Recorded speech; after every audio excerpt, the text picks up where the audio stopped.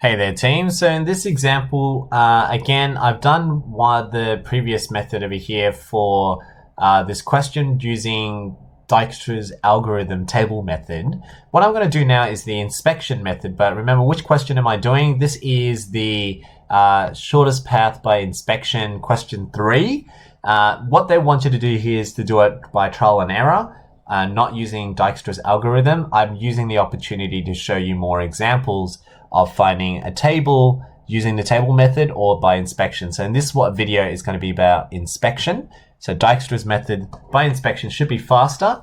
So the other one took me 15 minutes. Let's see how long it takes to explain this one. So same thing, we're trying to move from A to I, okay? And the method is, it's the finding the best route, and when you highlight them, that means you're done. You figured the best route. So what's connected to A to start off with? A is connected to B and A is connected to C, right? So out of these two, and also out of these three, which one has the smallest weighting? So we can clearly see that C has the smallest weighting of 4, whilst B is currently at 5 and E is currently at 8.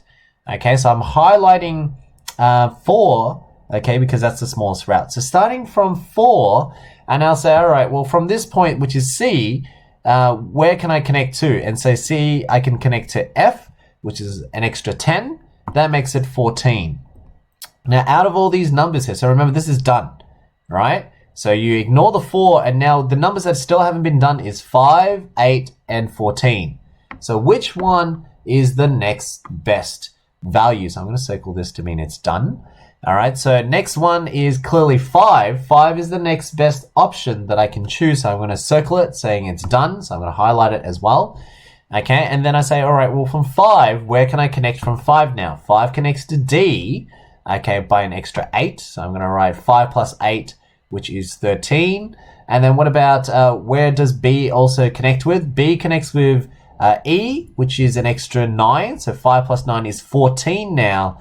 But you see, previously I had 8. So 8 is better, right? But I'm going to leave the 14 and the 8 there. And then where else does B connect to? B doesn't connect to anything else. So it stops there. So out of 13, 14, 8, and 14 again, which one is the next best route? E. E has 8 and I don't need that 14 anymore. 14 doesn't exist. Okay, so 8 is the next best route. And so now I'm going to circle 8 because that is the next best route. So I circle that, highlight that path. So that one is the best route to get to E. So from E now, I'm going to say, all right, from 8 to get to D, you can see that if I went up, adding 6 makes it 14. But 13 is still the better option. So I'm going to take that away, keep 13 there. And then what about E to H? Well, that's an extra 12. That makes it now 20. Okay. And then what about E to F? So that's that's now 14 as well. So we've got two 14s, 14 from C and 14 from E. So that's a nice number. So that's an option there. So I've got 14E from C and 14 from E. And that's all that's connected to E. Nothing else is connected to E. So what is my next best value out of 13, 20, and 14? 13 is my next best one. So therefore I highlight this. See what I'm doing there? So I highlight what is the next best route, and then I say, all right, well, I've got 13 now from D. Okay, there's no point going back to E because E is already ticked off. It's already circled. So the ones I haven't circled is F, G, I, and H. That's what I need to circle off, right? So I go back into the diagram and I say, all right, what is the next best route here? From D connected to H, that's an extra 10, makes it 23, but 20 was still the better option. So I'm going to get 23 out. D doesn't connect to anything else. So really now all I have left is 20. Whoops, don't circle it. I have 20 and I have 14. Which one is the better route? So it looks like both 14 from C and 14 from E are good routes. So I'm going to highlight it from E and from C. Okay. And then from here, I'm starting at 14. I can get, where can I connect to? I can connect to now G. Okay, so G is my next route I can connect to. So 14 with an extra 4 gives me G is 18. And that's all that's connected. Doesn't connect to anything else. So out of all the numbers, I should have circled 14s. And out of all the numbers, 20 and 18, which one is the better option? So clearly 18 is the better option. So now I'm going to highlight that one there. And then going on to the next route from 18 to I. Okay, 18 to I can see it's an extra 8. So that makes it 26 there. And then out of the number, G doesn't connect with any other route. So you can see 18 to I was 26. Now out of 26 and 20, which one is the better option? Clearly 20 is the next best option. So then I highlight that. So 20, oh, sorry. How did I get 20? 20 was from, this is why it's good to write the subscript, because it tells you it would have been 8 plus 12. So there you go. So you got 12 there. So from E to H was 20. That's the next best route. 20. And then from 20H, where am I connected to? There's no point going back from 20 to D because D is already circled, meaning I've already confirmed it. So the only letter I have left is I.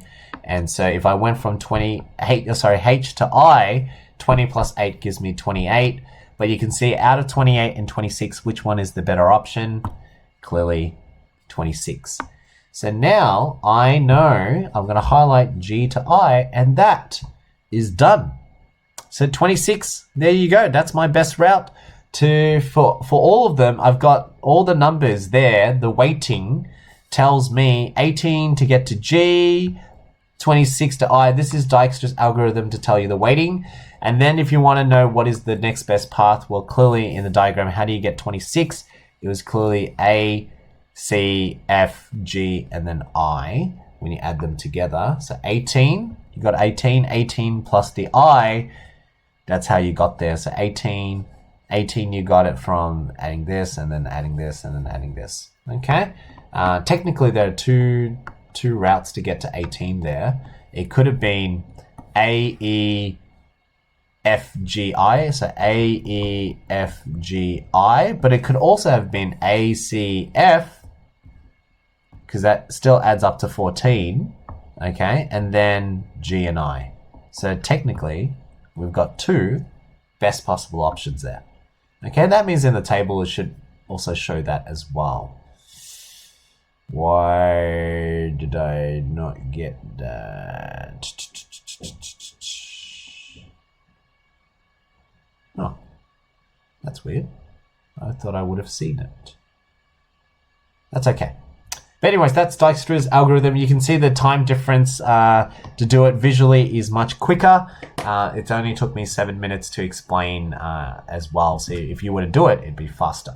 Okay, but that's how you do table method and then inspection method.